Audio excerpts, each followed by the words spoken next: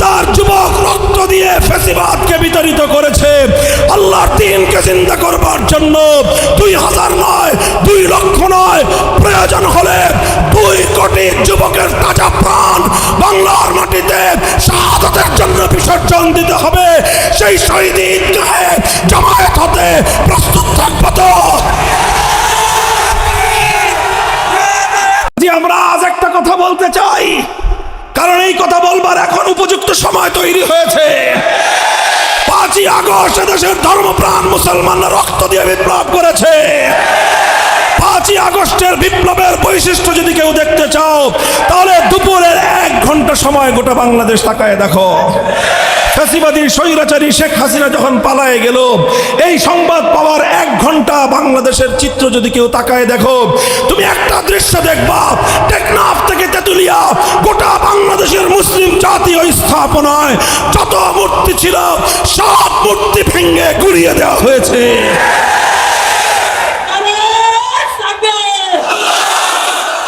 আমাদের বাপ-দাদারা রক্ত দিয়েছিল এই দেশ দেখার জন্য নয়, বাপ-দাদার ভিটে মাটি ছেড়েছিল কুফরি আইন অনুযায়ী দেশ শাসিত হওয়ার জন্য নয়।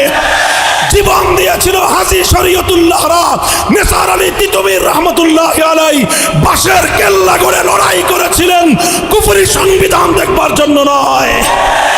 তাদের স্বপ্ন ছিল আর কিছু হোক বা না হোক, এমন একটা দেশ হবে যে দেশে আইন চলবে কার।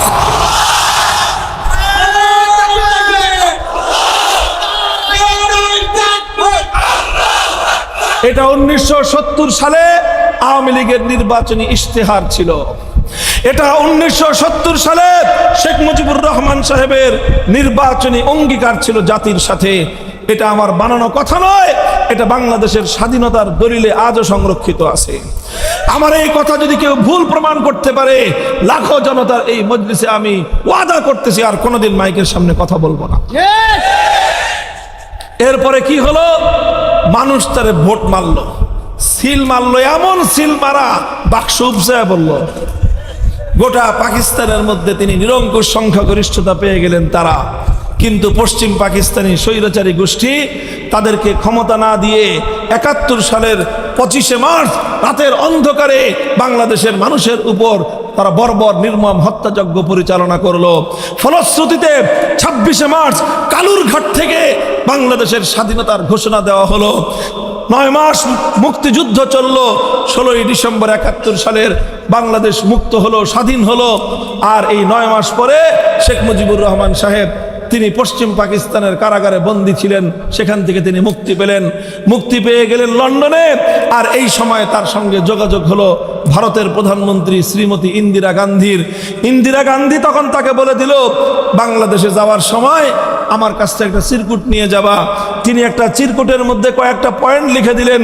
সেই পয়েন্টের মূল কথা হলো এই, তুমি বাংলাদেশে যাও, এমন একটা সংবিধান দিবা যেই সংবিধানটা হবে ভারতের দালালির সংবিধান, যেই সংবিধানের মূলনীতি হবে ভারতের সংবিধানের মূলনীতি।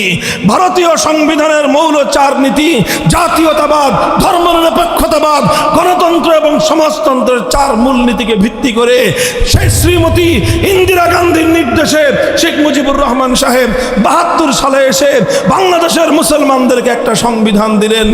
আর ওই সংবিধানের আলোকে আল্লাহর কোরআনের আইন বাস্তবায়ন হবে তো দূরের কথা, আল্লাহর কোরআনের আইন বাস্তবায়ন করবার পথ চিরতরে তিনি বন্ধ করে দিলেন। অথচ 70-এর নির্বাচনের আগে জাতির সঙ্গে তিনি ওয়াদা করেছিলেন, পাশ করতে পারলে কোরআন সুন্নাহ বিরোধী কোনো আইন করবেন না।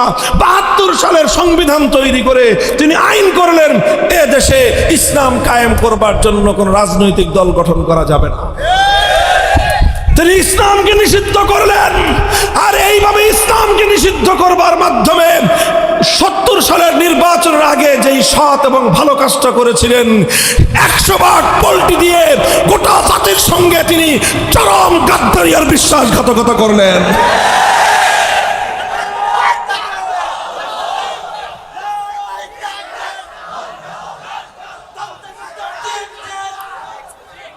মুহতারাম হাজিরিন, কোনো ব্যক্তির বিরুদ্ধে সমালোচনা করা আমার উদ্দেশ্য নয়, শুধুমাত্র ইতিহাসটুকু বলে যাওয়া আমার উদ্দেশ্য। যে যেটা ভালো করেছেন ভালোটার প্রশংসা করি, খারাপ যেটার জন্য গোটা জাতিকে খেসারত দিতে হয়েছে সেটার সমালোচনা করা আমার ইমানি দায়িত্ব।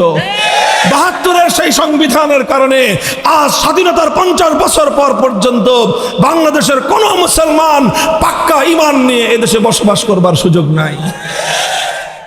বলবেন কেমনে সুযোগ নাই? এই যে আপনাদেরকে প্রথমে আমি প্রশ্ন করেছিলাম, ওই প্রশ্ন দুইটা এবার জমা দেন আবার আমার কাছে। ওই প্রশ্ন দুইটা মনে আছে? আমি জিজ্ঞাসা করেছিলাম আপনাদের এই হাজার হাজার মানুষের মজমায় কেউ কি আছেন এমন যে মন্দিরে গিয়ে দুর্গার পূজা করেন? একটা মানুষ পাওয়া গেছে? একটা মানুষ পাওয়া যায় নাই। পরবর্তী দ্বিতীয় প্রশ্ন করেছিলাম, এমন কেউ কি আছেন যে যারা প্রচলিত আদালতে গিয়ে বিচার চান?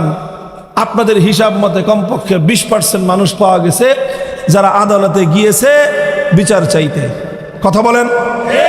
আরে ভাইয়া, যেতে হয়েছে, আমারও যেতে হয়েছে, আপনাদেরও যেতে হয়, থাকলে তো সবাইরই যেতে হয়। কথা বলেন ঠিক না বেঠিক? আপনাকে কেউ হামলা করেছে, আপনি সেই জুলুম থেকে বাঁচতে চান, আদালতে না গিয়ে উপায় নাই। আপনার সম্পদ কেউ চুরি করে নিয়েছে, আদালতে না গিয়ে উপায় নাই। ডাকাত হামলা করেছে, আদালতে না গিয়ে উপায় নাই। আপনার আপনজন হত্যাকাণ্ডের শিকার হয়েছে, আদালতে না গিয়ে উপায় নাই।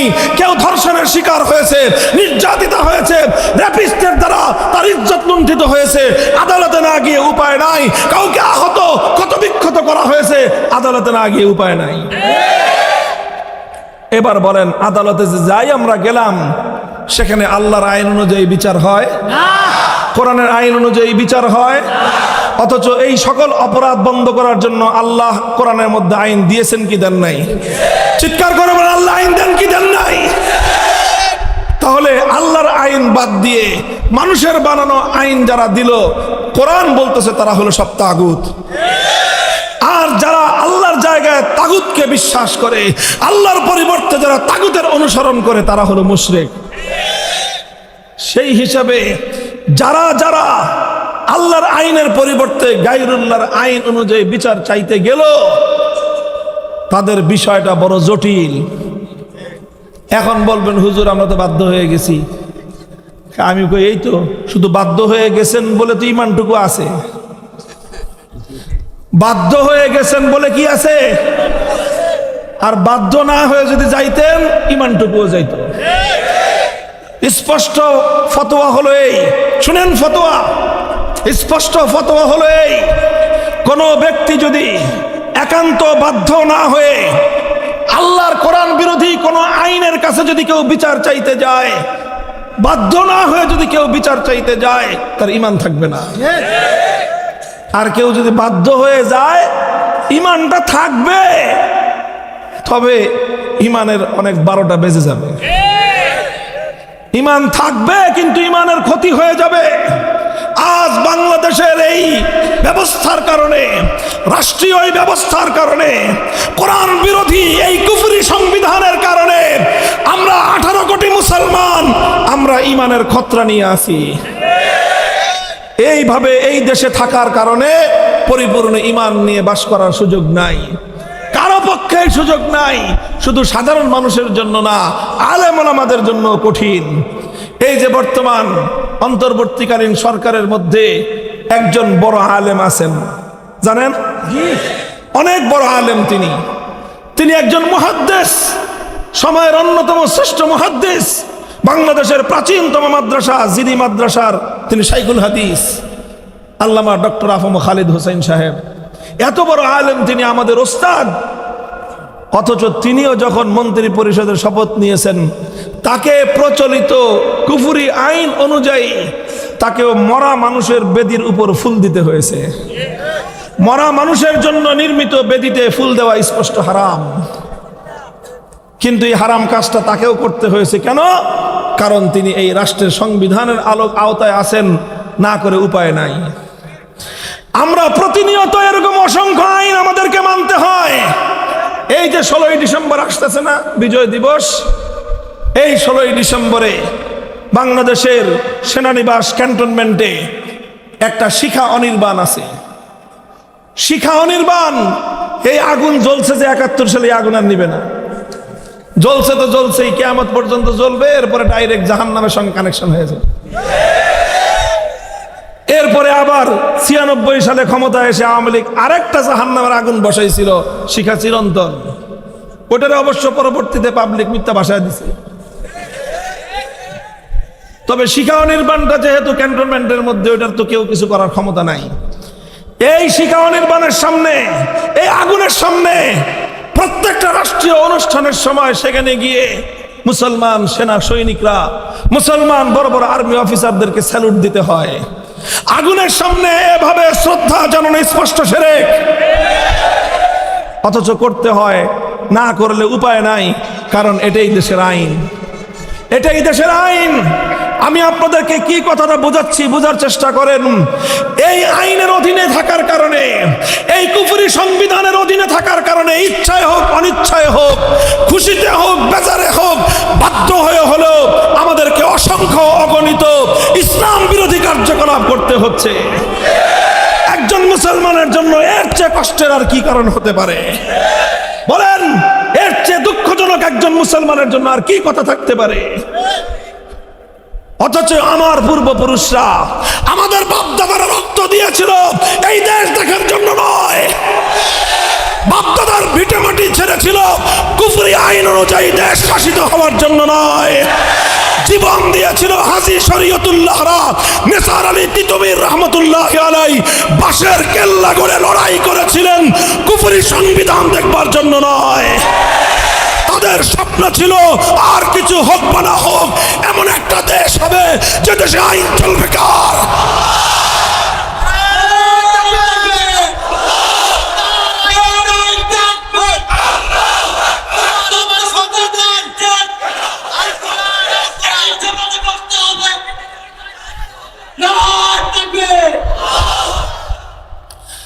ভাই, কথা তো সংক্ষিপ্ত বলার কথা ছিল, কিন্তু কমুখী সমস্যা তো আমারও আছে। এইসব কথাগুলি বলতে গেলে কথা থামে না ভাই। আনন্দে না, আনন্দে না, হৃদয়ে কষ্ট, রক্তক্ষরণ, হৃদয়ে রক্তক্ষরণ। হাজী শরীয়তুল্লাহ ফরায়েজি আন্দোলন করেছিলেন কেন? কারণ এদেশের মানুষ নাকি ফরজ বিধান পালন করতে পারে না, এই জন্য। আর সেই দেশে আজ এমন আইন, এই আইন অনুযায়ী কোন একটা মানুষ ইমানদার পরিপূর্ণ ইমান নিয়ে দেশে বসবাস করবার সুযোগ নাই। দেখেন, বাংলাদেশে এই সংবিধানের কারণে একটা সংগঠন ছিল আমাদের আলেম ওলামাদের গড়া সংগঠন, শাইখুল হাদিস আল্লামা আজিজুল হক রহমতুল্লাহ আলাইহি, মরহুম পীর সাহেব চরমনায় সৈয়দ ফজলুল করিম রহমতুল্লাহ আলাইহি, হযরত মাওলানা আব্দুল গফফার সাহেব রহমতুল্লাহ আলাইহি, হযরত মাওলানা আব্দুল জব্বার পীর সাহেব বাইতুল শরফ রহমতুল্লাহ আলাইহি, হযরত মাওলানা দেলাওয়ার হোসেন সাইদি রহমতুল্লাহ আলাইহি, এই সব বড় বড় আলেম ওলামারা মিলে একটা সংগঠন করেছিলেন, নাম দিয়েছিলেন ইসলামী শাসনতন্ত্র আন্দোলন। অর্থাৎ এই দেশের শাসনতন্ত্র হবে ইসলাম। যখন 2006 সালে 1/11-এর পরে নির্বাচন কমিশন আইন করলো, এদেশে রাজনীতি করতে হলে নির্বাচন কমিশন থেকে নিবন্ধন নিতে হবে। ইসলামী শাসনতন্ত্র আন্দোলনের তৎকালীন নেতৃবৃন্দ তারা নিবন্ধনের জন্য আবেদন করলেন। নির্বাচন কমিশন বলে দিল, ইসলামী শাসনতন্ত্রের জন্য নির্বাচন কমিশন নিবন্ধন দিবে না। কেন দিবে না? এই দেশটা হলো কুফরি শাসনতন্ত্র মতো চলে, সুতরাং এদেশের কুফরি সংবিধানের আলোকে আপনি ইসলামী শাসনতন্ত্র নাম নিয়ে অনুমোদন পাবেন না। শেষ পর্যন্ত তাদেরকে এই শাসনতন্ত্র শব্দ বাদ দিতে হয়েছে। হ্যাঁ মুসলমান, কোন দেশে থাকো, এই দেশ, এই দেশের সরকার, এই দেশের রাষ্ট্র, এদেশের আইন, এদেশের সংবিধান তোমাকে বলে তুমি আব্রাহাম লিঙ্কনের শাসনতন্ত্র বাস্তবায়নের জন্য রাজনীতি করতে পারবা, কার্ল মার্কস, মাও সেতুং, লেনিনদের আদর্শ বাস্তবায়ন করার জন্য রাজনীতি করতে পারবা, ইসলামী শাসনতন্ত্র প্রতিষ্ঠার জন্য রাজনীতি তুমি করতে পারবা না। কচু গাছে গিয়ে গলায় দড়ি দেন। এরপরে বাংলাদেশ জামাতে ইসলামী আরেকটা দল, নাম শুনেছেন? ভাই, তাদের সাথে ওলামায়ে কেরামের অনেক মত পার্থক্য আছে, সেটা ভিন্ন কথা। 71 সালে তাদের ভূমিকা নিয়ে কারো কারো প্রশ্ন আছে, সেটা আরেক কথা। কিন্তু এই বাংলাদেশ জামাতে ইসলামীকে হাইকোর্ট, সর্বোচ্চ আদালত বাংলাদেশ জামায়াতে ইসলামের নিবন্ধন বাতিলের নির্দেশ দিয়েছিল। কেন? কেন? মুক্তিযুদ্ধের কারণে? আলেম ওলামাদের সঙ্গে বিরোধ মতপার্থক্য আছে এই কারণে? একটা কারণে, সেই কারণ হলো জামায়াতে ইসলামের সংবিধানে আল্লাহর সার্বভৌমত্বের কথা বলা হয়েছে। অর্থাৎ তারা সংবিধানে একটা কথা আছে যে আইন চলবে একমাত্র কার? এই কথাটা কেন বলল? এই কথা বলার কারণে বাংলাদেশের সংবিধান এটাকে অ্যাকসেপ্ট করে না। অর্থাৎ বাংলাদেশের সংবিধান অ্যাকসেপ্ট করে কুফরি আইন চলবে, আল্লাহর আইন চলবে। এই কথা বললে এদেশের নির্বাচন কমিশন, এদেশের সংবিধানের আলোকে আদালত আপনাকে রাজনীতি করবার অধিকার দিবে না। এই হলো আমার দেশ, আর এই হলো আমার দেশের অবস্থা। বলবেন হুজুর এখন করতে কি চান? করতে আর কি চাই? ঈমান নিয়ে থাকতে চান? ঈমান নিয়ে বাঁচতে চান? অর্ধেক ঈমান না পূর্ণ ঈমান? এখন আমরা যে অবস্থায় আছি, পূর্ণ ঈমান নিয়ে দেশে থাকার কোনো সুযোগ নাই। এই যে সংসদ সদস্য নির্বাচন হয়, আমাদের আলেম ওলামারাও সংসদ সদস্য হয়েছে। মুফতি আমিন রহমতুল্লাহ আলাই, মুফতি আক্কাস রহমতুল্লাহ আলাই, মুফতি শহীদুল ইসলাম সাহেব রহমতুল্লাহ আলাই, এর আগে ওবায়দুল হক সাহেব রহমতুল্লাহ আলাই, আরো শাহিনুল পাশা সাহেব, তিনি এখনো হায়াতে আছেন। এই সমস্ত লোকেরা এমপি হয়েছিলেন, কিন্তু এমপি হয়ে তাদের যেই শপথ নিতে হয়, সেই শপথটা আল্লাহর কোরআনের আইনের সঙ্গে মানানসই না।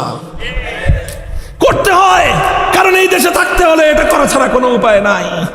মুহতারাম হাজিরিন, কাজী আমরা আজ একটা কথা বলতে চাই, কারণ এই কথা বলবার এখন উপযুক্ত সময় তৈরি হয়েছে। 5ই আগস্ট দেশের ধর্মপ্রাণ মুসলমানরা রক্ত দিয়ে বিপ্লব করেছে। 5ই আগস্টের বিপ্লবের বৈশিষ্ট্য যদি কেউ দেখতে চাও, তাহলে দুপুরের 1 ঘন্টা সময় গোটা বাংলাদেশ তাকায় দেখো। ফ্যাসিবাদী স্বৈরাচারী শেখ হাসিনা যখন পালায়ে গেল, এই সংবাদ পাওয়ার 1 ঘন্টা বাংলাদেশের চিত্র যদি কেউ তাকায় দেখো, তুমি একটা দৃশ্য দেখবা। টেকনাফ থেকে তেতুলিয়া গোটা বাংলাদেশের মুসলিম জাতীয় স্থাপনায় যত মূর্তি ছিল, সব মূর্তি ভেঙে গুড়িয়ে দেওয়া হয়েছে।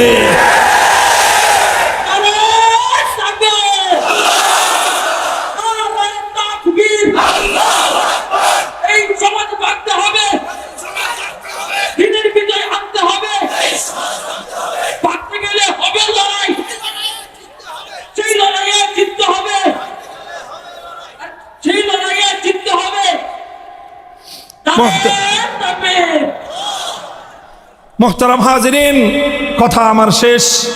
আখেরি পয়গাম আমি আপনাদের কাছে বলতে চাই, আজ আমাদেরকে মাথা তুলে দাঁড়াতে হবে, বুক টান করে কথা বলতে হবে।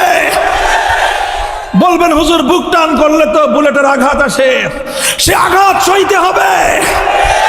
কিছু মানুষ রক্ত দিতে হবে। আবু সাঈদরা যদি জীবন না দিত, জালিমের হাত থেকে বাংলাদেশ স্বাধীন হতো না। কিছু মানুষকে রক্ত দিতে হয়, কিছু মানুষকে জীবন দিতে হয়। আজ আমি আর তুমি যদি আল্লাহর দিনের জন্য জীবন দেই, পরবর্তীতে আমাদের সন্তানরা দিন আর ঈমান নিয়ে দেশে মাথা উঁচু করে বাঁচতে পারবে। আর আজ আমরা যদি মৃত্যুকে ভয় পাই, আমাদের সন্তানদেরকে দেশে গোলামীর জিন্দেগি যাপন করতে হবে। সিদ্ধান্ত নাও, that is your own right. এটা তোমার স্বাধীনতা, তুমি সিদ্ধান্ত নাও। তোমার পরবর্তী প্রজন্ম এদেশে গোলাম হয়ে থাকবে না স্বাধীন হয়ে থাকবে? এদেশে ব্রিটিশের আইন অনুযায়ী চলবে না আল্লাহর আইন মোতাবেক চলবে? আজ তোমাকে সিদ্ধান্ত নিতে হবে। এই জন্য আজ আমরা একটা দাবি তুলি। বাংলাদেশের এখন অন্যতম একটা গুরুত্বপূর্ণ ইস্যু হলো সংবিধান সংস্কার। গোটা দেশের সব কিছু পরিবর্তন চলছে, এই সময়ে সংবিধান সংস্কার চলছে। আমরা একটা দাবি জানাই, এই দাবির জন্য গোটা দেশের মুসলমানদেরকে আমরা জাগিয়ে তুলি, সোচ্চার করি। সেই দাবি হলো এখনই পূর্ণাঙ্গ কোরআনী সংবিধান প্রতিষ্ঠার দাবি আমরা তোমাদের কাছে জানাই না, কারণ জানি তোমাদের দৌড় কত দূর পর্যন্ত। এই জন্য ছোট্ট দাবি, অন্তত একটা সংস্কার এই সংবিধানে করতে হবে।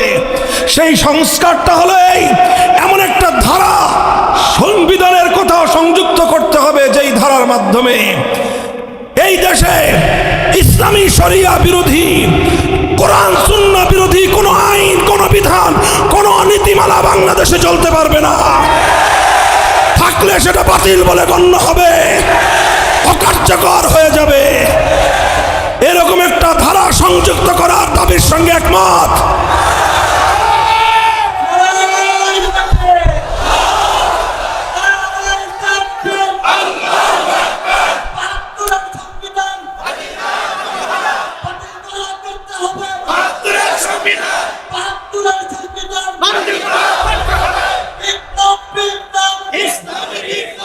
মুহতারাম হাজিরিন, প্রশ্ন করতে পারেন যে হুজুর যদি না শুনে কথা তাহলে কি করবেন? শুনে রাখেন, এখন আমরা ভালোই ভালোই বলতেছি এবং ভালোই ভালোই শুনে নিলে ভালো হবে। আর যদি না শুনেন, তাকায় দেখেন বাশার আল আসাদ অনেক চেষ্টা করেছে, পারে নাই থাকতে। তার বাপ হাফিজ আল আসাদের পরে প্রায় 55 বছর ধরে এই অত্যাচার এবং জুলুমের শাসনকে ভেঙ্গে সেখানে আল্লাহর দ্বীন বিজয়ী হওয়ার পথে পৃথিবীর দিকে দিকে মুসলমানরা জেগে উঠছে। ওই তাকায় দেখেন হামাসকে দাবায় রাখা সম্ভব হবে না। এভাবে মুসলমানরা জেগে উঠছে, বাংলার দামাল ছেলেরাও জেগে উঠবে। শুধু মাদ্রাসার ছাত্ররা নয়, আলহামদুলিল্লাহ এখন বাংলাদেশের তরুণ প্রজন্ম, যুব সমাজ, প্রত্যেকটা বিশ্ববিদ্যালয়ের ছাত্ররা তাওহীদের পথে তারা চেতনায় জাগ্রত হয়ে উঠতে আরম্ভ করেছে। এরপরে আমরা একটা ডাক দিব, সে ডাক শুধু ফ্যাসিবাদের বিরুদ্ধে নয়, সে ডাকটা হবে ইসলামী বিপ্লবের। সে ডাক যখন দেওয়া হবে, সেই ডাকে বিপ্লব হবে আল কোরআনের রাষ্ট্র করার বিপ্লব। সে বিপ্লব হবে ইসলামী কায়েম করার বিপ্লব। সে বিপ্লব হবে আল্লাহর জমিনে আল্লাহর দ্বীন এবং খেলাফত কায়েম করার বিপ্লব।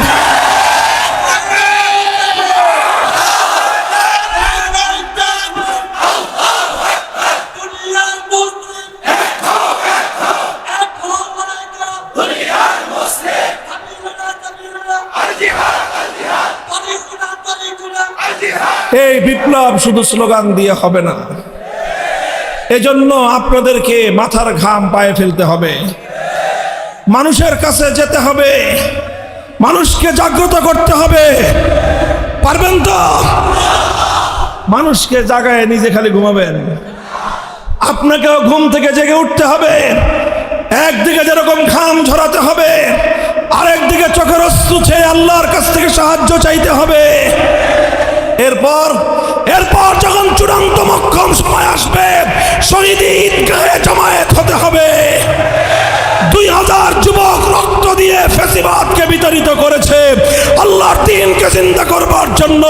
2000 নয়, 2 লক্ষ নয়, প্রয়োজন হলে 2 কোটি যুবকের তাজা প্রাণ বাংলার মাটিতে শাহাদাতের জন্য বিসর্জন দিতে হবে। সেই শহীদ ঈদগাহে জমায়েত হতে প্রস্তুত থাকবো তো?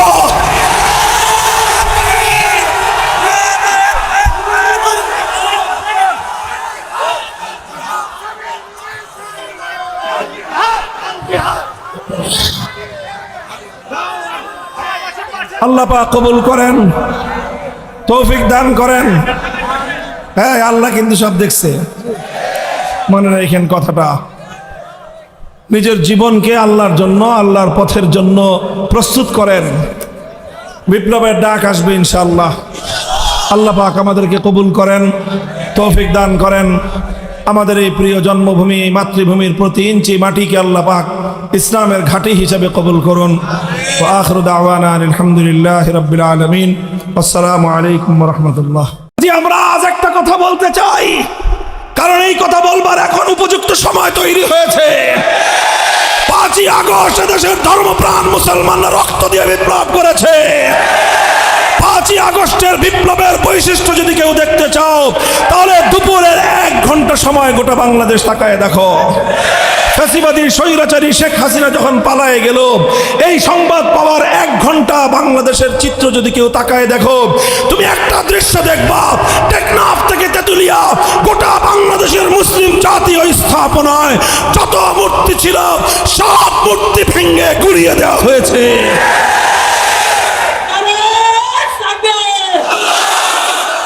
আমাদের বাপ দাদারা রক্ত দিয়েছে। দিয়েছিল এই দেশ দেখার জন্য নয়, বাপদাদার ভিটে মাটি ছেড়েছিল কুফরি আইন অনুযায়ী দেশ শাসিত হওয়ার জন্য নয়। জীবন দিয়েছিল হাজী শরীয়তুল্লাহরা, নেসার আলী তিতুমীর রহমতুল্লাহ আলাই বাঁশের কেল্লা গড়ে লড়াই করেছিলেন কুফরি সংবিধান দেখবার জন্য নয়। তাদের স্বপ্ন ছিল আর কিছু হোক বা না হোক এমন একটা দেশ হবে যে দেশে আইন চলবে কার।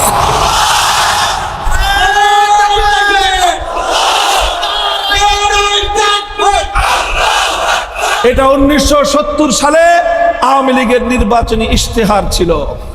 এটা 1970 সালে শেখ মুজিবুর রহমান সাহেবের নির্বাচনী অঙ্গীকার ছিল জাতির সাথে। এটা আমার বানানো কথা নয়, এটা বাংলাদেশের স্বাধীনতার দলিলে আজও সংরক্ষিত আছে। আমার এই কথা যদি কেউ ভুল প্রমাণ করতে পারে, লাখো জনতার এই মজলিসে আমি ওয়াদা করতেছি আর কোনোদিন মাইকের সামনে কথা বলবো না। এরপরে কি হলো, মানুষ তারে ভোট মারলো, সিল মারলো, এমন সিল মারা বাক্স উপজায় বলল। গোটা পাকিস্তানের মধ্যে তিনি নিরঙ্কুশ সংখ্যাগরিষ্ঠতা পেয়ে গেলেন তারা। কিন্তু পশ্চিম পাকিস্তানি স্বৈরাচারী গোষ্ঠী তাদেরকে ক্ষমতা না দিয়ে 71 সালের 25শে মার্চ রাতের অন্ধকারে বাংলাদেশের মানুষের উপর তারা বর্বর নির্মম হত্যাযজ্ঞ পরিচালনা করলো। ফলশ্রুতিতে 26শে মার্চ কালুরঘাট থেকে বাংলাদেশের স্বাধীনতার ঘোষণা দেওয়া হলো। 9 মাস মুক্তিযুদ্ধ চললো। 16ই ডিসেম্বর 71 সালের বাংলাদেশ মুক্ত হলো, স্বাধীন হলো। আর এই 9 মাস পরে শেখ মুজিবুর রহমান সাহেব তিনি পশ্চিম পাকিস্তানের কারাগারে বন্দী ছিলেন, সেখান থেকে তিনি মুক্তি পেলেন। মুক্তি পেয়ে গেলেন লন্ডনে। আর এই সময় তার সঙ্গে যোগাযোগ হলো ভারতের প্রধানমন্ত্রী শ্রীমতী ইন্দিরা গান্ধীর। ইন্দিরা গান্ধী তখন তাকে বলে দিল, বাংলাদেশে যাওয়ার সময় আমার কাছ থেকে একটা চিরকুট নিয়ে যাবা। তিনি একটা চিরকুটের মধ্যে কয়েকটা পয়েন্ট লিখে দিলেন। সেই পয়েন্টের মূল কথা হলো এই, তুমি বাংলাদেশে যাও, এমন একটা সংবিধান দিবা যেই সংবিধানটা হবে ভারতের দালালির সংবিধান, যেই সংবিধানের মূলনীতি হবে ভারতের সংবিধানের মূলনীতি। ভারতীয় সংবিধানের মৌল 4 নীতি, জাতীয়তাবাদ, ধর্মনিরপেক্ষতাবাদ, গণতন্ত্র এবং সমাজতন্ত্রের 4 মূলনীতিকে ভিত্তি করে সেই শ্রীমতী ইন্দিরা গান্ধীর নির্দেশে শেখ মুজিবুর রহমান সাহেব 72 সালে এসে বাংলাদেশের মুসলমানদেরকে একটা সংবিধান দিলেন। আর ওই সংবিধানের আলোকে আল্লাহর কোরআনের আইন বাস্তবায়ন হবে তো দূরের কথা, আল্লাহর কোরআনের আইন বাস্তবায়ন করবার পথ চিরতরে তিনি বন্ধ করে দিলেন। অথচ 70-এর নির্বাচনের আগে জাতির সঙ্গে তিনি ওয়াদা করেছিলেন, পাশ করতে পারলে কোরআন সুন্নাহ বিরোধী কোনো আইন করবেন না। 72 সালের সংবিধান তৈরি করে তিনি আইন করলেন, এ দেশে ইসলাম কায়েম করবার জন্য কোনো রাজনৈতিক দল গঠন করা যাবে না। তিনি ইসলামকে নিষিদ্ধ করলেন। আর এইভাবে ইসলামকে নিষিদ্ধ করবার মাধ্যমে 70 সালের নির্বাচনের আগে যেই সৎ এবং ভালো কাজটা করেছিলেন, 100 ভাগ পল্টি দিয়ে গোটা জাতির সঙ্গে তিনি চরম গাদ্দারি আর বিশ্বাসঘাতকতা করলেন।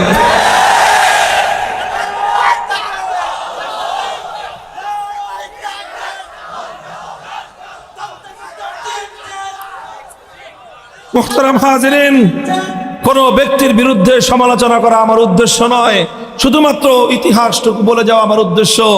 যে যেটা ভালো করেছেন ভালোটার প্রশংসা করি, খারাপ যেটার জন্য গোটা জাতিকে খেসারত দিতে হয়েছে সেটার সমালোচনা করা আমার ইমানি দায়িত্ব।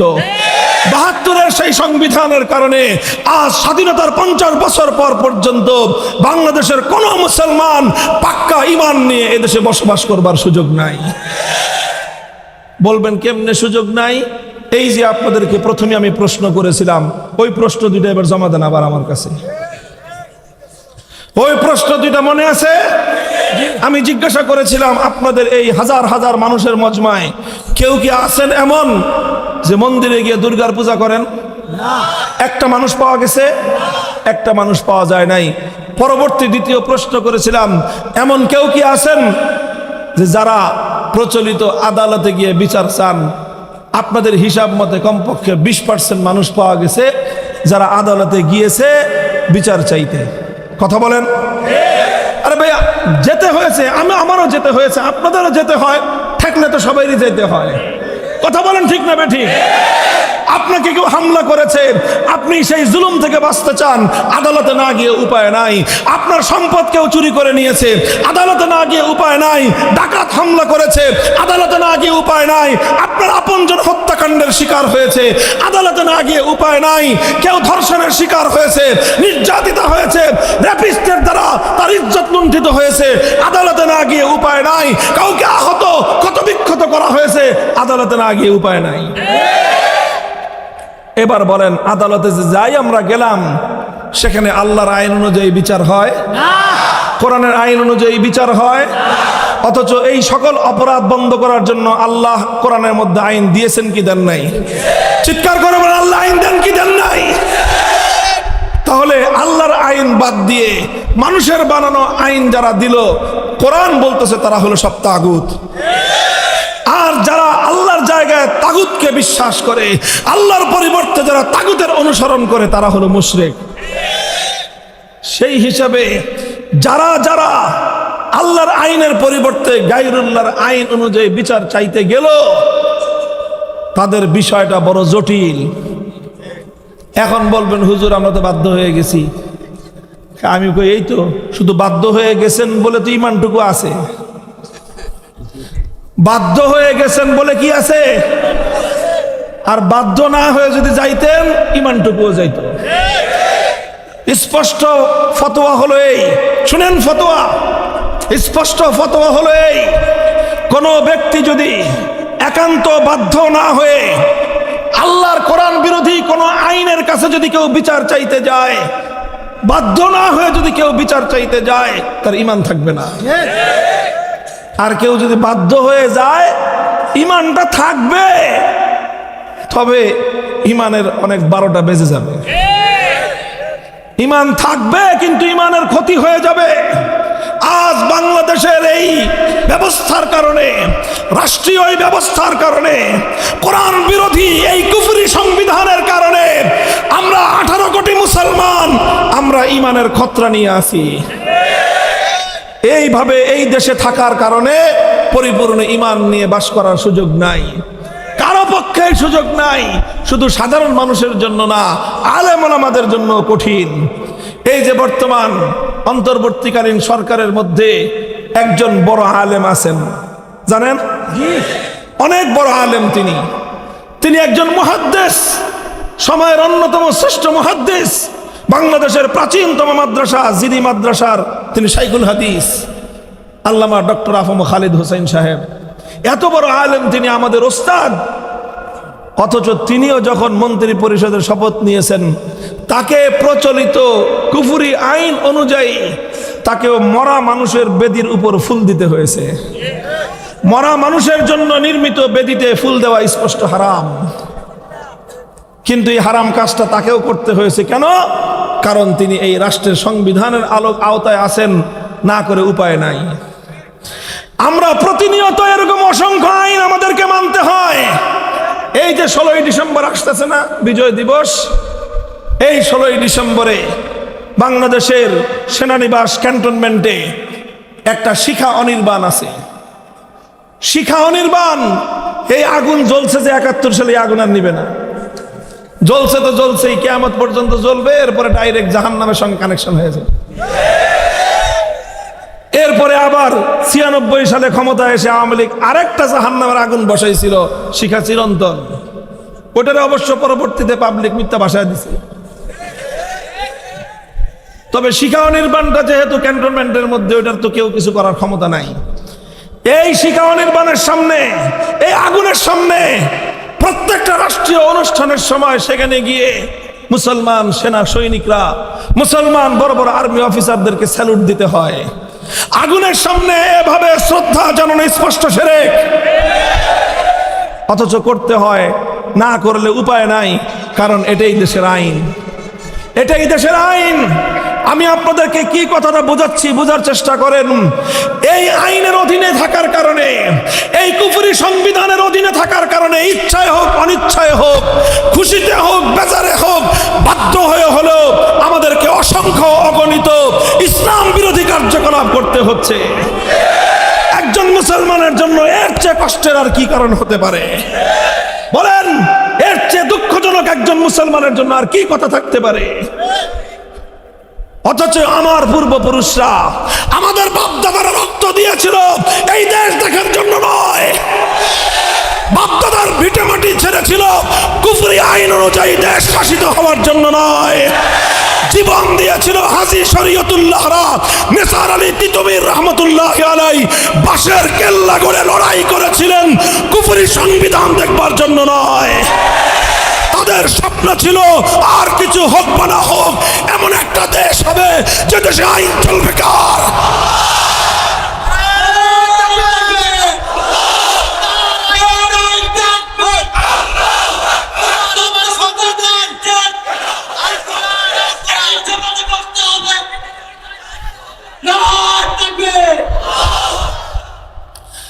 ভাই, কথা তো সংক্ষিপ্ত বলার কথা ছিল, কিন্তু কমুখী সমস্যা তো আমারও আছে। এইসব কথাগুলি বলতে গেলে কথা থামে না ভাই। আনন্দে না, হৃদয়ে কষ্ট, রক্তক্ষরণ, হৃদয়ে রক্তক্ষরণ। হাজী শরীয়তুল্লাহ ফরায়েজি আন্দোলন করেছিলেন কেন? কারণ এদেশের মানুষ নাকি ফরজ বিধান পালন করতে পারে না, এই জন্য। আর সেই দেশে আজ এমন আইন, এই আইন অনুযায়ী কোন একটা মানুষ ইমানদার পরিপূর্ণ ইমান নিয়ে দেশে বসবাস করবার সুযোগ নাই। দেখেন, বাংলাদেশে এই সংবিধানের কারণে একটা সংগঠন ছিল আমাদের আলেম ওলামাদের গড়া সংগঠন, শাইখুল হাদিস আল্লামা আজিজুল হক রহমতুল্লাহ আলাইহি, মরহুম পীর সাহেব চরমনায় সৈয়দ ফজলুল করিম রহমতুল্লাহ আলাইহি, হযরত মাওলানা আব্দুল গফফার সাহেব রহমতুল্লাহ আলাইহি, হযরত মাওলানা আব্দুল জব্বার পীর সাহেব বাইতুল শরফ রহমতুল্লাহ আলাইহি, হযরত মাওলানা দেলাওয়ার হোসেন সাইদি রহমতুল্লাহ আলাইহি, এই সব বড় বড় আলেম ওলামারা মিলে একটা সংগঠন করেছিলেন, নাম দিয়েছিলেন ইসলামী শাসনতন্ত্র আন্দোলন। অর্থাৎ এই দেশের শাসনতন্ত্র হবে ইসলাম। যখন 2006 সালে 1/11-এর পরে নির্বাচন কমিশন আইন করলো, এদেশে রাজনীতি করতে হলে নির্বাচন কমিশন থেকে নিবন্ধন নিতে হবে। ইসলামী শাসনতন্ত্র আন্দোলনের তৎকালীন নেতৃবৃন্দ তারা নিবন্ধনের জন্য আবেদন করলেন। নির্বাচন কমিশন বলে দিল, ইসলামী শাসনতন্ত্রের জন্য নির্বাচন কমিশন নিবন্ধন দিবে না। কেন দিবে না? কয় এই দেশটা হলো কুফরি শাসনতন্ত্র মতো চলে, সুতরাং এদেশের কুফরি সংবিধানের আলোকে আপনি ইসলামী শাসনতন্ত্র নাম নিয়ে অনুমোদন পাবেন না। শেষ পর্যন্ত তাদেরকে এই শাসনতন্ত্র শব্দ বাদ দিতে হয়েছে।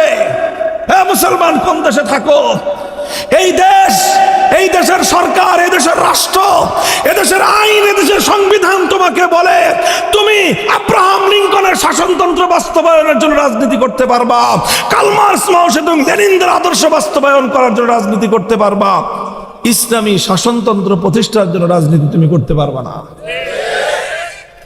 কচু গাছে গিয়ে গলায় দড়ি দেন। এরপরে বাংলাদেশ জামাতে ইসলামী আরেকটা দল, নাম শুনেছেন? ভাই, তাদের সাথে ওলামায়ে কেরামের অনেক মত পার্থক্য আছে, সেটা ভিন্ন কথা। 71 সালে তাদের ভূমিকা নিয়ে কারো কারো প্রশ্ন আছে, সেটা আরেক কথা। কিন্তু এই বাংলাদেশ জামাতে ইসলামীকে হাইকোর্ট, সর্বোচ্চ আদালত বাংলাদেশ জামাতে ইসলামের নিবন্ধন বাতিলের নির্দেশ দিয়েছিল। কেন? কেন? মুক্তিযুদ্ধের কারণে? আলেম ওলামাদের সঙ্গে বিরোধ, মত পার্থক্য আছে এই কারণে? একটা কারণে, সেই কারণ হলো জামাতে ইসলামের সংবিধানে আল্লাহর সার্বভৌমত্বের কথা বলা হয়েছে। অর্থাৎ তারা সংবিধানে একটা কথা আছে যে আইন চলবে একমাত্র কার? এই কথাটা কেন বলল? এই কথা বলার কারণে বাংলাদেশের সংবিধান এটাকে অ্যাকসেপ্ট করে না। অর্থাৎ বাংলাদেশের সংবিধান অ্যাকসেপ্ট করে কুফরি আইন চলবে, আল্লাহর আইন চলবে, এই কথা বললে এদেশের নির্বাচন কমিশন, এদেশের সংবিধানের আলোকে আদালত আপনাকে রাজনীতি করবার অধিকার দিবে না। এই হলো আমার দেশ, আর এই হলো আমার দেশের অবস্থা। বলবেন হুজুর এখন করতে কি চান? করতে আর কি চাই? ঈমান নিয়ে থাকতে চান? ঈমান নিয়ে বাঁচতে চান? অর্ধেক ঈমান না পূর্ণ ঈমান? এখন আমরা যে অবস্থায় আছি, পূর্ণ ঈমান নিয়ে দেশে থাকার কোনো সুযোগ নাই। এই যে সংসদ সদস্য নির্বাচন হয়, আমাদের আলেম ওলামারাও সংসদ সদস্য হয়েছে। মুফতি আমিনী রহমতুল্লাহ আলাই, মুফতি আক্কাস রহমতুল্লাহ আলাই, মুফতি শহীদুল ইসলাম সাহেব রহমতুল্লাহ আলাই, এর আগে ওবায়দুল হক সাহেব রহমতুল্লাহ আলাই, আরো শাহিনুর পাশা সাহেব, তিনি এখনো হায়াতে আছেন। এই সমস্ত লোকেরা এমপি হয়েছিলেন, কিন্তু এমপি হয়ে তাদের যেই শপথ নিতে হয় সেই শপথটা আল্লাহর কোরআনের আইনের সঙ্গে মানানসই না। করতে হয়, কারণ এই দেশে থাকতে হলে এটা করা ছাড়া কোনো উপায় নাই। মুহতারাম হাজিরিন, কাজী আমরা আজ একটা কথা বলতে চাই, কারণ এই কথা বলবার এখন উপযুক্ত সময় তৈরি হয়েছে। 5ই আগস্ট দেশের ধর্মপ্রাণ মুসলমানরা রক্ত দিয়ে বিপ্লব করেছে। 5ই আগস্টের বিপ্লবের বৈশিষ্ট্য যদি কেউ দেখতে চাও, তাহলে দুপুরের 1 ঘন্টা সময় গোটা বাংলাদেশ তাকায় দেখো। ফ্যাসিবাদী স্বৈরাচারী শেখ হাসিনা যখন পালায়ে গেল, এই সংবাদ পাওয়ার 1 ঘন্টা বাংলাদেশের চিত্র যদি কেউ তাকায় দেখো, তুমি একটা দৃশ্য দেখবা, টেকনাফ থেকে তেতুলিয়া গোটা বাংলাদেশের মুসলিম জাতীয় স্থাপনায় যত মূর্তি ছিল সব মূর্তি ভেঙে গুড়িয়ে দেওয়া হয়েছে।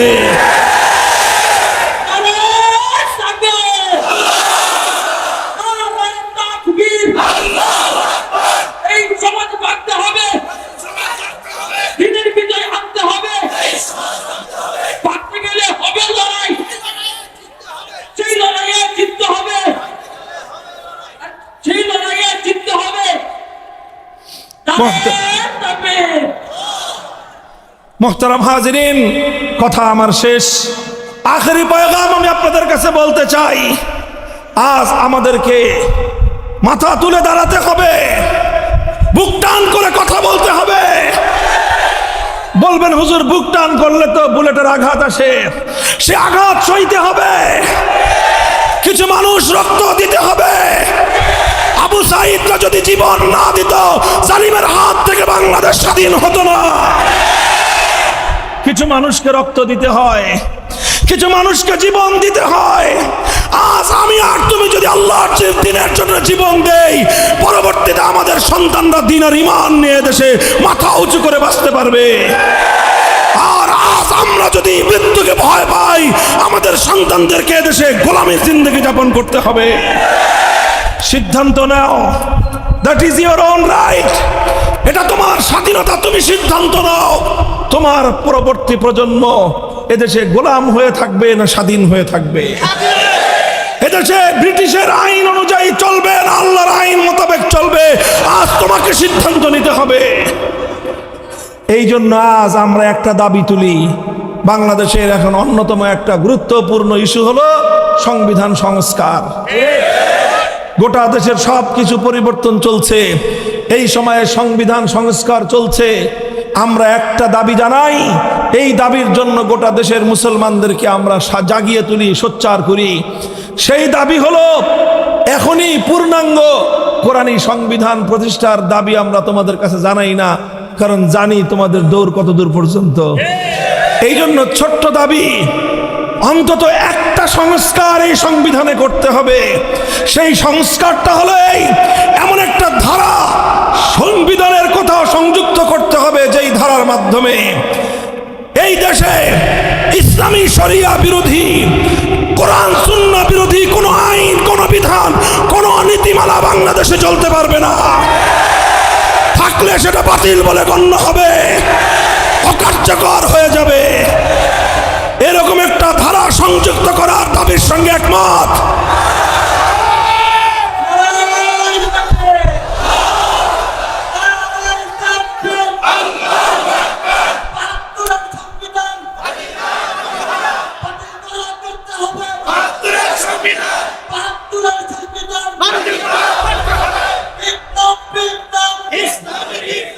মুহতারাম হাজিরিন, প্রশ্ন করতে পারেন যে হুজুর যদি না শুনে কথা তাহলে কি করবেন?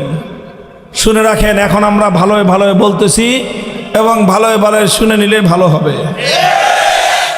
আর যদি না শুনেন, তাকায় দেখেন বাশার আল আসাদ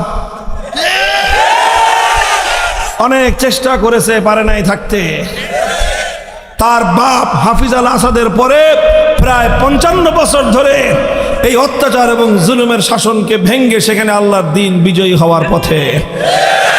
পৃথিবীর দিকে দিকে মুসলমানরা জেগে উঠছে, ওই তাকায় দেখেন হামাসকে দাবায় রাখা সম্ভব হবে না। এভাবে মুসলমানরা জেগে উঠছে, বাংলার দামাল ছেলেরাও জেগে উঠবে। শুধু মাদ্রাসার ছাত্ররা নয়, আলহামদুলিল্লাহ এখন বাংলাদেশের তরুণ প্রজন্ম, যুব সমাজ, প্রত্যেকটা বিশ্ববিদ্যালয়ের ছাত্ররা তাওহীদের পথে তারা চেতনায় জাগ্রত হয়ে উঠতে আরম্ভ করেছে। এরপরে আমরা একটা ডাক দিব, সে ডাক শুধু ফ্যাসিবাদের বিরুদ্ধে নয়, সে ডাকটা হবে ইসলামী বিপ্লবের। সে ডাক যখন দেওয়া হবে, সেই ডাকে বিপ্লব হবে আল কোরআনের রাষ্ট্র করার বিপ্লব। সে বিপ্লব হবে ইসলামী কায়েম করার বিপ্লব। সে বিপ্লব হবে আল্লাহর জমিনে আল্লাহর দ্বীন এবং খেলাফত কায়েম করার বিপ্লব।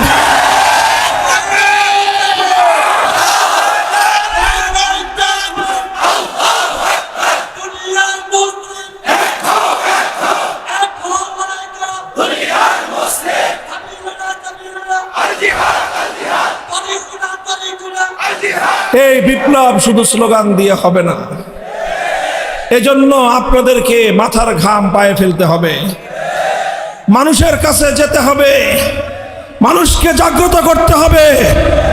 পারবেন তো? মানুষকে জাগায় নিজে খালি ঘুমাবেন?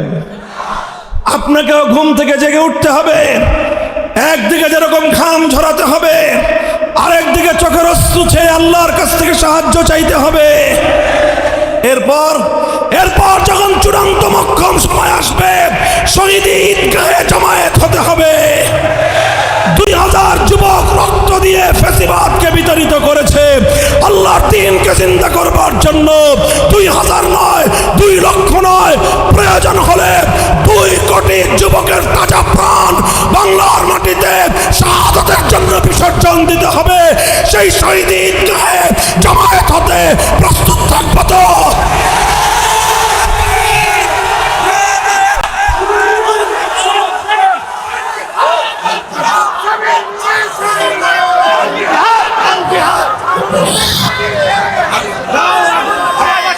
আল্লাহ পাক কবুল করেন, তৌফিক দান করেন। হ্যাঁ, আল্লাহ কিন্তু সব দেখছে, মনে রাখেন কথাটা। নিজের জীবনকে আল্লাহর জন্য, আল্লাহর পথের জন্য প্রস্তুত করেন। বিপ্লবের ডাক আসবে ইনশাআল্লাহ। আল্লাহ পাক আমাদেরকে কবুল করেন, তৌফিক দান করেন।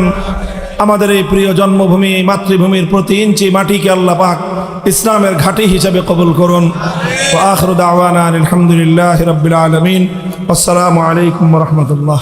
আমরা আজ একটা কথা বলতে চাই, কারণ এই কথা বলবার এখন উপযুক্ত সময় তৈরি হয়েছে। 5ই আগস্ট দেশের ধর্মপ্রাণ মুসলমানরা রক্ত দিয়ে বিপ্লব করেছে। 5ই আগস্টের বিপ্লবের বৈশিষ্ট্য যদি কেউ দেখতে চাও, তাহলে দুপুরের 1 ঘন্টা সময় গোটা বাংলাদেশ তাকায় দেখো।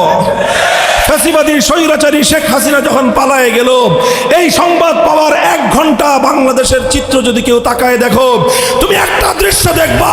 টেকনাফ থেকে তেতুলিয়া গোটা বাংলাদেশের মুসলিম জাতীয় স্থাপনায় যত মূর্তি ছিল, সব মূর্তি ভেঙে গুড়িয়ে দেওয়া হয়েছে।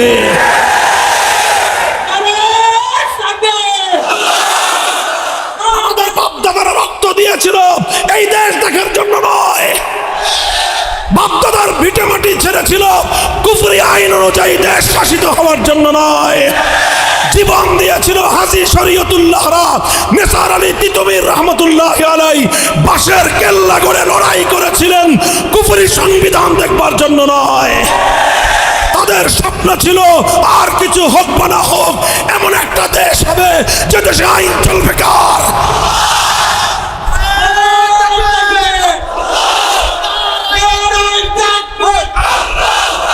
এটা 1970 সালে আওয়ামী লীগের নির্বাচনী ইশতেহার ছিল।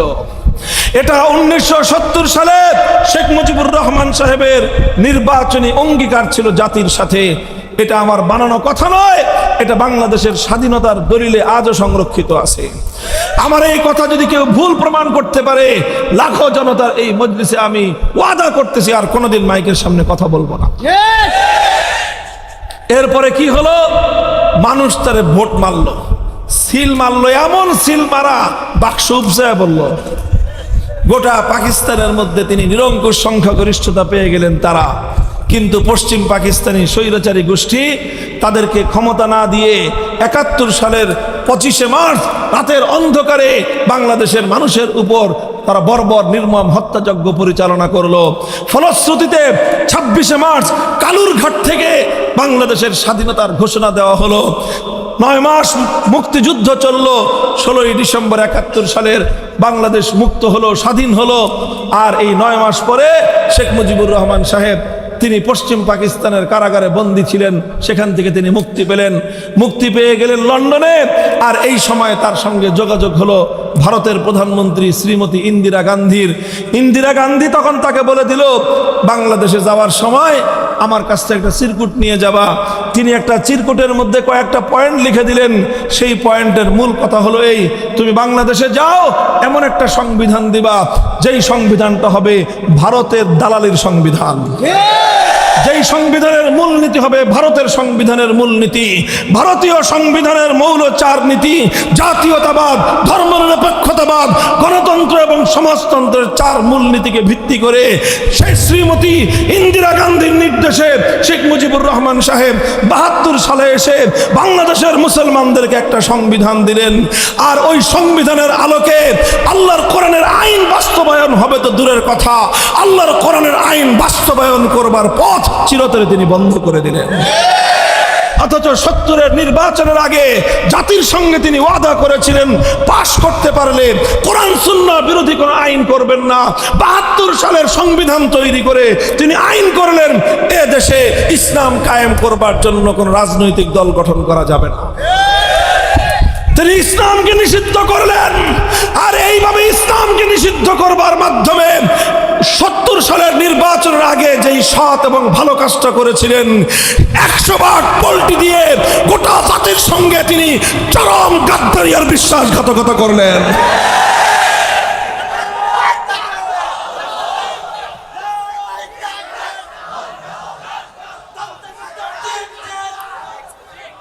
মুহতারাম হাজিরিন, কোন ব্যক্তির বিরুদ্ধে সমালোচনা করা আমার উদ্দেশ্য নয়, শুধুমাত্র ইতিহাসটুকু বলে যাওয়া আমার উদ্দেশ্য।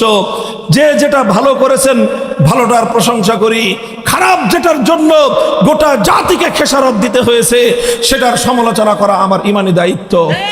৭২-এর সেই সংবিধানের কারণে আজ স্বাধীনতার ৫০ বছর পর পর্যন্ত বাংলাদেশের কোন মুসলমান পাক্কা ঈমান নিয়ে এদেশে বসবাস করবার সুযোগ নাই।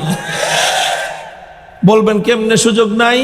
এই যে আপনাদেরকে প্রথমে আমি প্রশ্ন করেছিলাম, ওই প্রশ্ন দুইটা এবার জমা দেন আবার আমার কাছে। ওই প্রশ্ন দুইটা মনে আছে?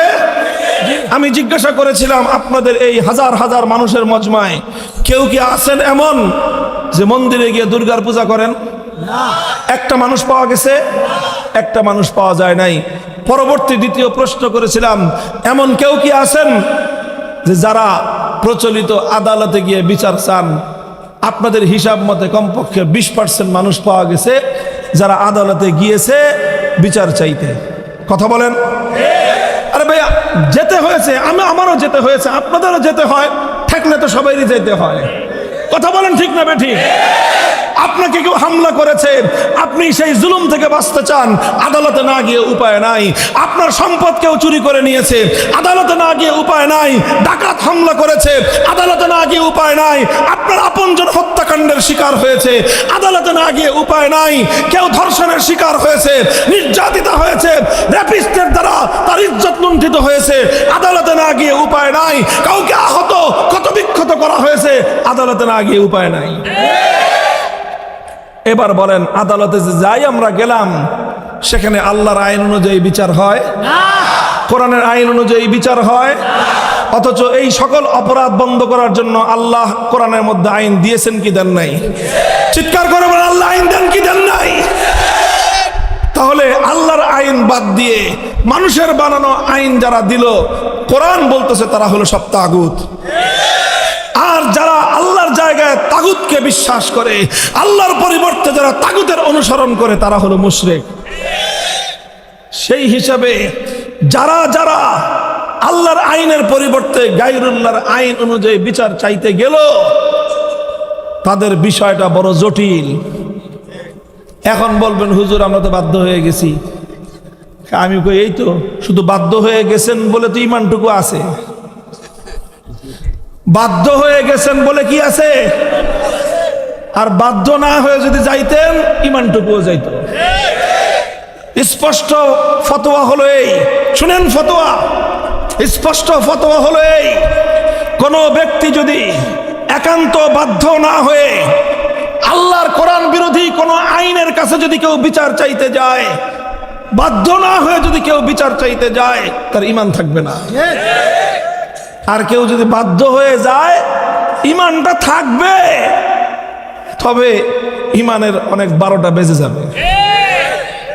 ঈমান থাকবে কিন্তু ঈমানের ক্ষতি হয়ে যাবে। আজ বাংলাদেশের এই ব্যবস্থার কারণে, রাষ্ট্রীয় এই ব্যবস্থার কারণে, কোরআন বিরোধী এই কুফরি সংবিধানের কারণে আমরা 18 কোটি মুসলমান আমরা ঈমানের খতরা নিয়ে আছি। এইভাবে এই দেশে থাকার কারণে পরিপূর্ণ ঈমান নিয়ে বাস করার সুযোগ নাই, কারো পক্ষে সুযোগ নাই। শুধু সাধারণ মানুষের জন্য না, আলেম ওলামাদের জন্য কঠিন। এই যে বর্তমান অন্তর্বর্তীকালীন সরকারের মধ্যে একজন বড় আলেম আছেন, জানেন? অনেক বড় আলেম তিনি একজন মুহাদ্দিস, সময়ের অন্যতম শ্রেষ্ঠ মুহাদ্দিস, বাংলাদেশের প্রাচীনতম মাদ্রাসা জিরি মাদ্রাসার তিনি শাইখুল হাদিস আল্লামা ডক্টর আফম খালিদ হোসেন সাহেব। এত বড় আলেম, তিনি আমাদের ওস্তাদ। অথচ তিনিও যখন মন্ত্রী পরিষদের শপথ নিয়েছেন, তাকে প্রচলিত কুফরি আইন অনুযায়ী তাকেও মরা মানুষের বেদির উপর ফুল দিতে হয়েছে। মরা মানুষের জন্য নির্মিত বেদিতে ফুল দেওয়া স্পষ্ট হারাম, কিন্তু এই হারাম কাজটা তাকেও করতে হয়েছে। কেন? কারণ তিনি এই রাষ্ট্রের সংবিধানের আওতায় আছেন, না করে উপায় নাই। আমরা প্রতিনিয়ত এরকম অসংখ্য আইন আমাদেরকে মানতে হয়। এই যে 16ই ডিসেম্বর আসতেছে না, বিজয় দিবস, এই 16ই ডিসেম্বরে বাংলাদেশের সেনানিবাস ক্যান্টনমেন্টে একটা শিখা অনির্বাণ আছে। শিখা অনির্বাণ, এই আগুন জ্বলছে যে 71 সালে আগুন আর নিবে না, জ্বলছে তো জ্বলছেই, কিয়ামত পর্যন্ত জ্বলবে। এরপরে ডাইরেক্ট জাহান্নামের সঙ্গে কানেকশন হয়ে যাবে। এরপরে আবার 96 সালে ক্ষমতায় এসে আওয়ামী লীগ আরেকটা জাহান্নামের আগুন বসাইছিল, শিখা চিরন্তন। ওটারে অবশ্য পরবর্তীতে পাবলিক মিথ্যা ভাষায় দিছে। তবে শিখা অনির্বাণটা যেহেতু ক্যান্টনমেন্টের মধ্যে, ওটার তো কেউ কিছু করার ক্ষমতা নাই। এই শিখা অনির্বাণের সামনে, এই আগুনের সামনে প্রত্যেকটা রাষ্ট্রীয় অনুষ্ঠানের সময় সেখানে গিয়ে মুসলমান সেনা সৈনিকরা, মুসলমান বড় বড় আর্মি অফিসারদেরকে স্যালুট দিতে হয়। আগুনের সামনে এভাবে শ্রদ্ধা জানানো স্পষ্ট শিরক, অথচ করতে হয়, না করলে উপায় নাই, কারণ এটাই দেশের আইন, এটাই দেশের আইন। আমি আপনাদেরকে কি কথাটা বোঝাচ্ছি, বোঝার চেষ্টা করেন। এই আইনের অধীনে থাকার কারণে, এই কুফরি সংবিধানের অধীনে থাকার কারণে, ইচ্ছায় হোক অনিচ্ছায় হোক, খুশিতে হোক বেজারে হোক, বাধ্য হয়ে হলেও আমাদেরকে অসংখ্য অগণিত ইসলাম বিরোধী কার্যকলাপ করতে হচ্ছে। একজন মুসলমানের জন্য এর চেয়ে কষ্টের আর কি কারণ হতে পারে? বলেন, এর চেয়ে দুঃখজনক একজন মুসলমানের জন্য আর কি কথা থাকতে পারে? অথচ আমার পূর্বপুরুষরা, আমাদের বাপদাদারা রক্ত দিয়েছিল এই দেশ দেখার জন্য নয়, বাপদাদার ভিটে মাটি ছেড়েছিল কুফরি আইন অনুযায়ী দেশ শাসিত হওয়ার জন্য নয়। জীবন দিয়েছিল হাজী শরীয়তুল্লাহরা, নিসার আলী তিতুমীর রহমতুল্লাহ আলাইহি বাঁশের কেল্লা গড়ে লড়াই করেছিলেন কুফরি সংবিধান দেখবার জন্য নয়। তাদের স্বপ্ন ছিল আর কিছু হোক বা না হোক, এমন একটা দেশ হবে যে দেশে আইন চলবে কার?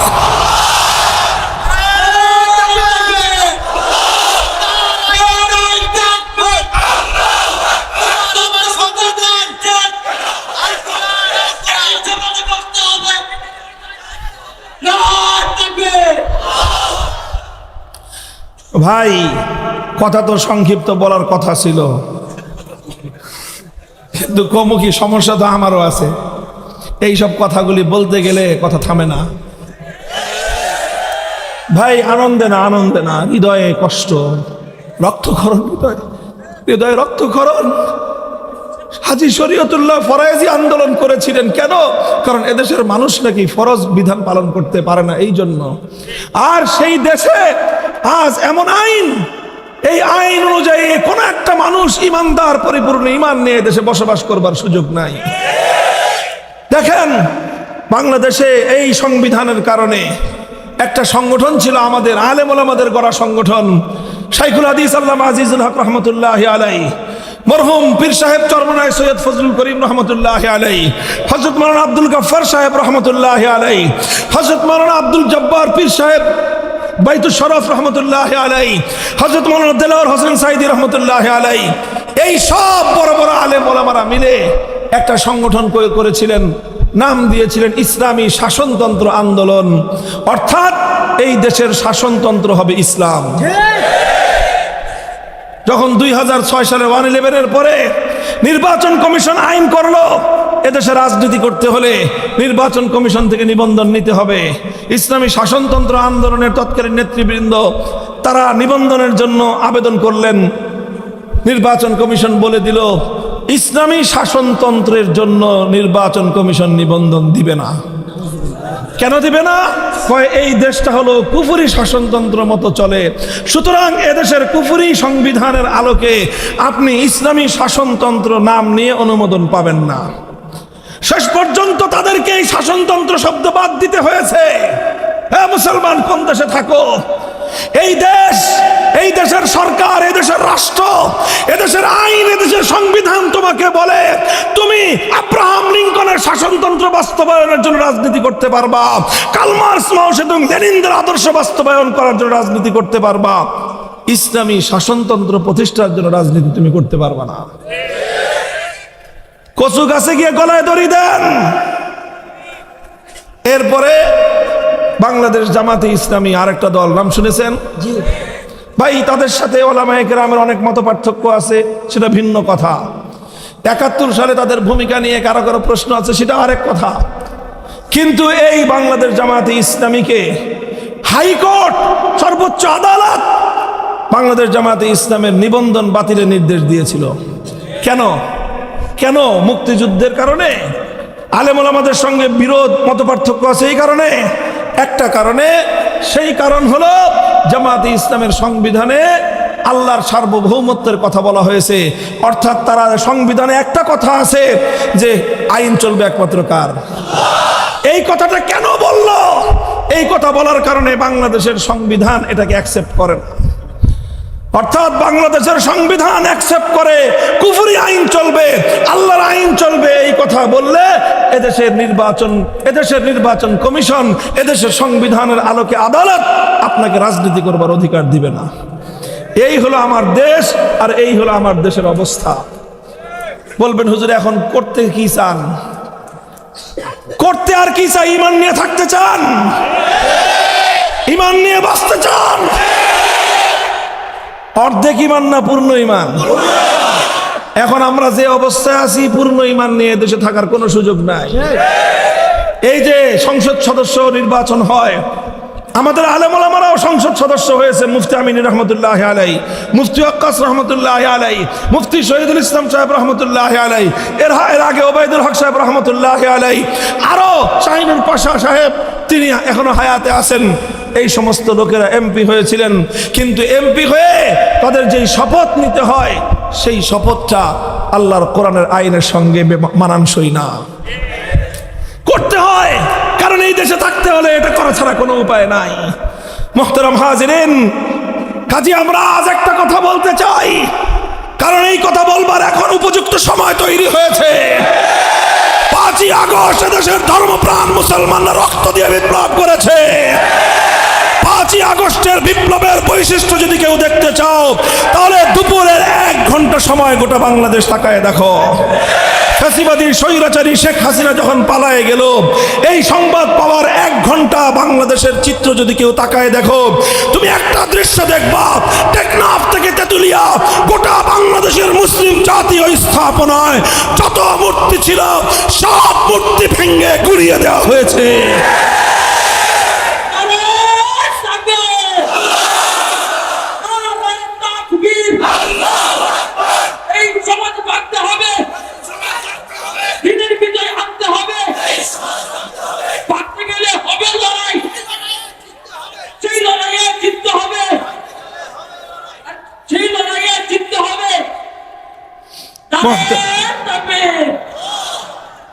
মুহতারাম হাজিরিন, কথা আমার শেষ। আখেরি পয়গাম আমি আপনাদের কাছে বলতে চাই, আজ আমাদেরকে মাথা তুলে দাঁড়াতে হবে, বুক টান করে কথা বলতে হবে।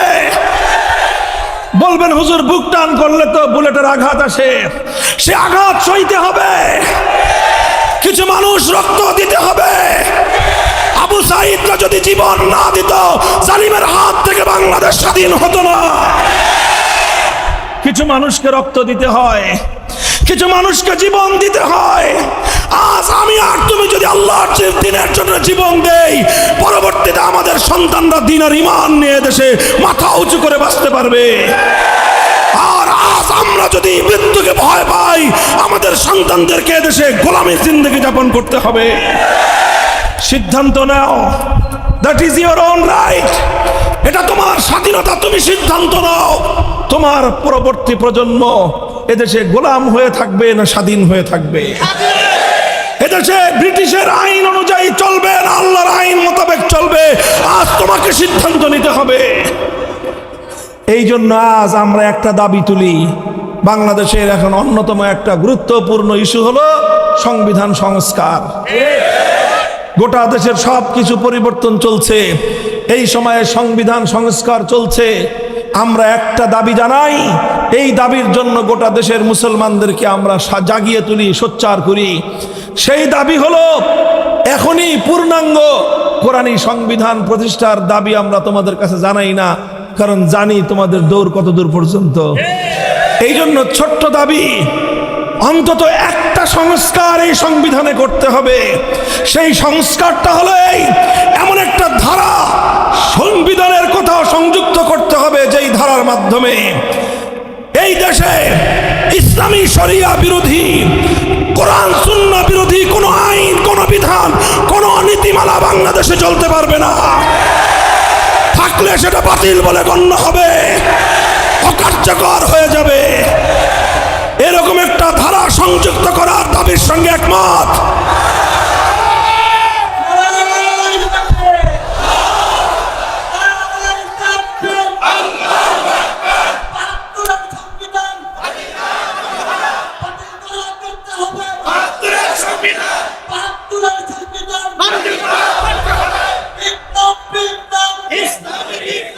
মুহতারাম হাজিরিন, প্রশ্ন করতে পারেন যে হুজুর যদি না শুনে কথা তাহলে কি করবেন? শুনে রাখেন, এখন আমরা ভালোই ভালোই বলতেছি এবং ভালোই ভালোই শুনে নিলে ভালো হবে।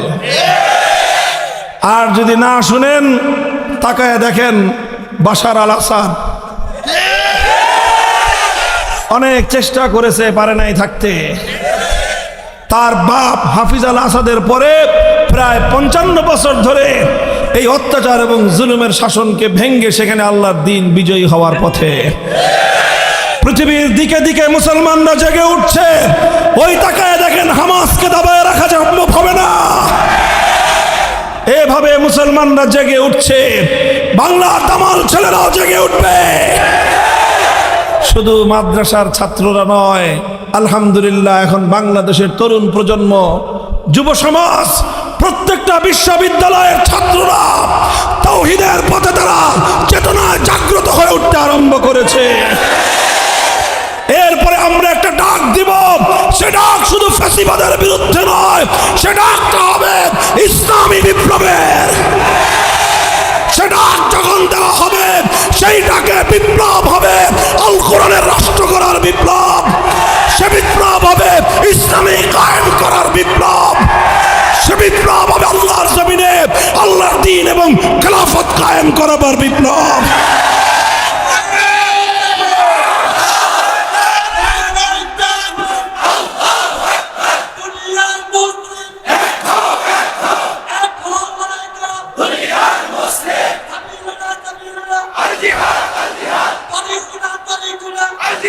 এই বিপ্লব শুধু স্লোগান দিয়ে হবে না, এজন্য আপনাদেরকে মাথার ঘাম পায়ে ফেলতে হবে, মানুষের কাছে যেতে হবে, মানুষকে জাগ্রত করতে হবে।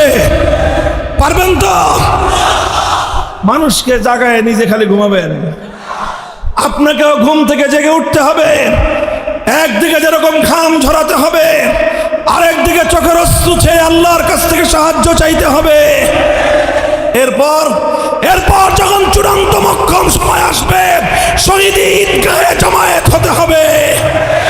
2000 যুবক রক্ত দিয়ে ফ্যাসিবাদকে বিতাড়িত করেছে আল্লাহর দ্বীনকে জিন্দা করবার জন্য। 2000 নয়, 2 লক্ষ নয়, প্রয়োজন হলে 2 কোটি যুবকের তাজা প্রাণ বাংলার মাটিতে শাহাদাতের জন্য বিসর্জন দিতে হবে। সেই শহীদি ঈদগাহে জমায়েত হতে প্রস্তুত থাকবো তো?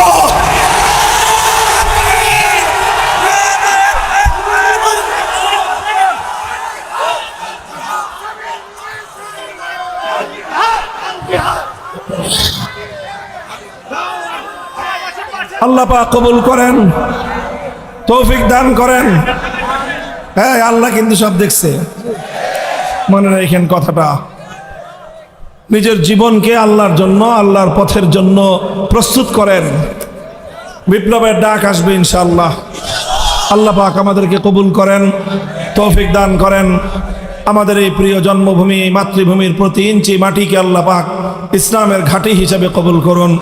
ওয়া আখিরু দাওয়ানা আলহামদুলিল্লাহি রাব্বিল আলামিন। আসসালামু আলাইকুম ওয়া রাহমাতুল্লাহ।